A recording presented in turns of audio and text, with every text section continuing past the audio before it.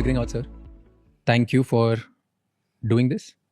And my objective of this whole podcast is going to be that I want to know your side of story. There are so many things that we have heard. There are so many things which are probably right or wrong. I don't know what's going on. And I think apart from me, there are millions of Indians who want to know the same thing. You highly talked about. I also feel that there are so many things which people have just heard and started building their own narrative about you.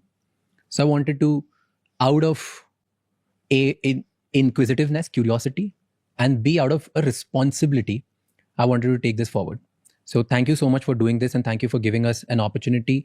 And the best thing which I really liked about this is when you came here and you said, I'm ready to answer everything which you want to talk about.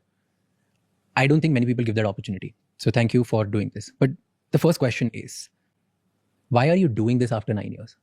There are thousands of people who must have reached out to you over the years. Why all of a sudden the need after 9 years that, okay, I'll say yes. And yes to us. Why? Very good question. Nice place to start.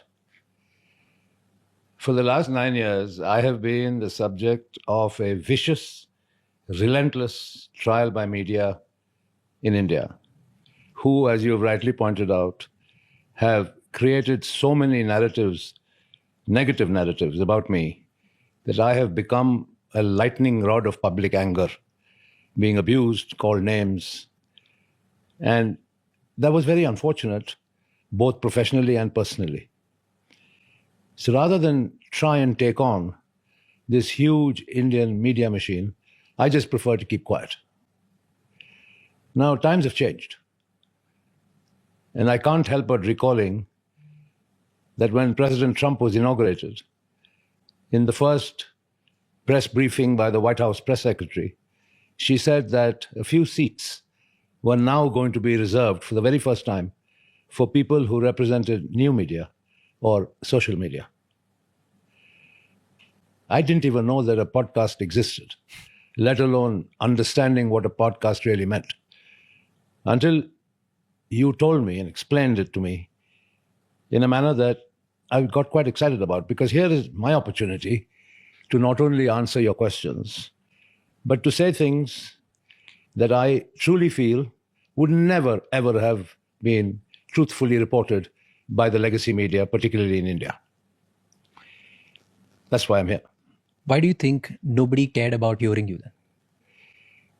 In India, it's strange, but public opinion is very quickly formed and influenced by the media.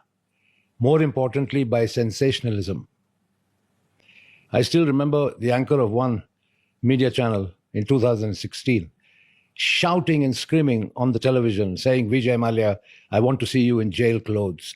I want to see you eat jail food, with an image of me in jail attire. What for? I always wondered what for. Subsequently, chor, paisa loot ke bhag gaya. Kya paisa? Kya loot? Nobody bothered to step back and think. But it was very easy to fling false accusations day after day and get away with it. One of the reasons I agreed to sit with you today is also because it is only very recently that finally the government of India, Ministry of Finance, has published a report, their annual report, in which they have acknowledged 14,100 crores recovered from me. Of course, this was following the finance minister's statement in Parliament. And the legacy media can't argue with that anymore. They can't put any spin on it anymore. The Debt Recovery Tribunal gave a judgment debt of 4,999 crores borrowed by Kingfisher Airlines, not by Vijay Mallyya. Borrowed by Kingfisher Airlines, of which Vijay Mallyya was one of the guarantors. So what is the DRT judgment debt? 4,999 crores plus 1,203 crores unapplied interest. Okay, which means notional interest that the banks had not even booked. Forget that. The total of the unapplied interest and the principal was 6,203 crores. Okay? And I was a guarantor. The government has recovered 14,100 crores from me. Right? Now, if I had done chori, if I had duped the banks, where does this all add up? Till very recently, there was absolutely no official figure of recovery, right? So everybody, the legacy media in particular, wrote whatever they wanted, right? And I was in no position to contradict. Today, after the government of India has acknowledged the recovery of 14,100 crores, I think it's my turn to ask them what they have to say about it. Because you say that a lot of things about you are false narrative. Let's go down to from your childhood. We speak from the beginning, and you tell me everything that people have been said, people think it's wrong. Yeah. And I'll try to present the facts and the narratives which I have heard and which I have gathered through my research. All right. And if you're okay with counter somewhere, I'll counter you as well. No, please feel free to counter me. Perfect. If there's something that you feel is debatable or you want to make a counterpoint, I'm ready for it. Perfect. Because I feel that's my little responsibility out there to hear the right side and the wrong side both, and let then people think about it and let them make the right call. That's fair. Perfect. So before even I ask you about childhood, do you regret anything?